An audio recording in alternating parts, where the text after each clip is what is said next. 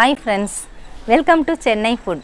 Parota வச்சு ரொம்பவே சூப்பரான ரொம்ப டேஸ்டான அருமையான பிரேக்ஃபாஸ்ட் அண்ட் டின்னர் ரெசிபி எப்படி செய்யறதுன்னு பார்க்க போறோம். வாங்க பார்க்கலாம்.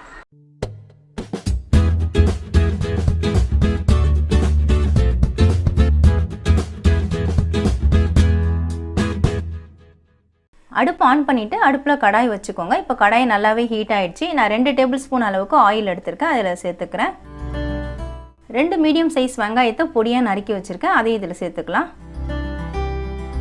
ஒரு பச்சை மிளகாயை பொடியா நறுக்கி வச்சிருக்கேன். அதையும் இதில் சேர்த்துக்கிறேன். வெங்காயம் ரொம்ப வதங்கணும்னு அவசியம் இல்லை, லேசா வதங்கினா போதும்.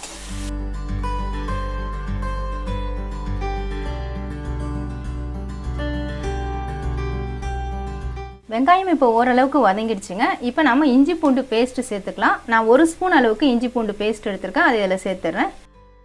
இஞ்சி பூண்டையும் லேசாக வதக்கிக்கோங்க.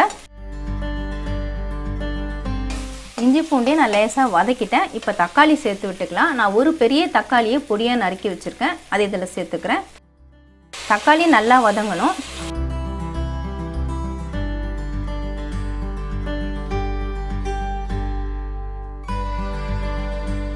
தக்காளி இப்போ நல்லாவே வதங்கிடுச்சுங்க. அடுப்பை சிம்மில் வச்சுருங்க. இப்போ நம்ம மசாலாலாம் சேர்த்துக்கலாம்.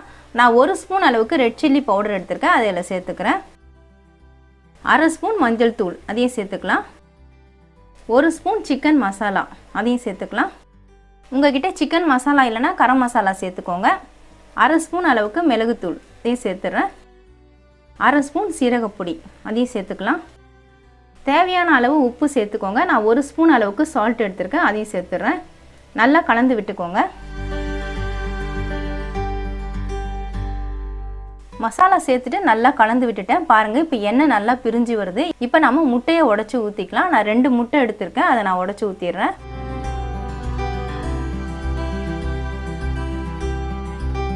முட்டையை உடச்சி ஊற்றின உடனே அடுப்பை மீடியம் ஃப்ளேமில் வச்சுருங்க. வச்சுட்டு கொஞ்ச நேரம் ஒரு நிமிஷம் விட்டுட்டு அதுக்கப்புறம் மிக்ஸ் பண்ண ஆரம்பிச்சிருங்க. இப்போ நல்லா கலந்து விட்டுக்கலாம். நல்லா பொடி பொடியாக வரணும், அந்த அளவுக்கு மிக்ஸ் பண்ணிக்கோங்க இந்த வெங்காயம் தக்காளியோடு சேர்த்து. முட்டையை சேர்த்துட்டு நல்லா கலந்து விட்டுட்டேன். பாருங்கள், இந்த மாதிரி நல்லா உதிரியாக வரணும். அது வரைக்கும் நீங்கள் சிம்மில் வச்சுட்டு நல்லா மிக்ஸ் பண்ணி விடுங்க. இந்த வெங்காயம் தக்காளியோடு சேர்த்து மசாலாவோடு சேர்த்து நல்லா மிக்ஸ் ஆகணும்.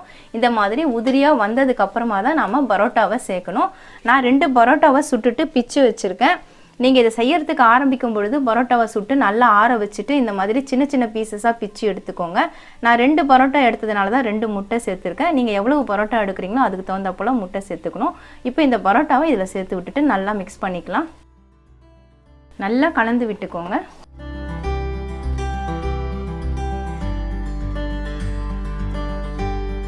பரோட்டா சேர்த்துட்டு நல்லா மிக்ஸ் பண்ணி விட்டுட்டேன். பாருங்கள், நல்லா மிக்ஸ் ஆகிடுச்சு.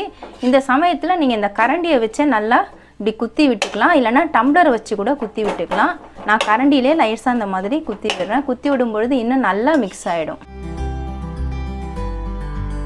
இந்த மாதிரி புரட்டி விட்டு குத்தி விட்டிங்கன்னா நல்லா பரோட்டாவோட மிக்ஸ் ஆகிடும்.